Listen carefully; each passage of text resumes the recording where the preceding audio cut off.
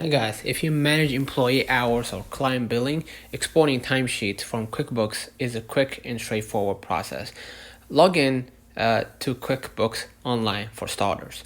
Go to the Time tab, select Timesheets. Next, choose the date range and specific employee or contractor. Next, click on the Export drop-down, top right corner. Next, select Export to Excel or CSV format. Right, you're gonna see the Excel short for XLSX. Okay, save the file to your desktop.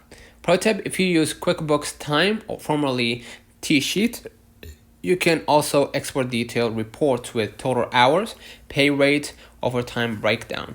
This makes it easy to share data with payroll or import into accounting reports. No manual copying needed. Don't forget to like and subscribe. See you in the next one.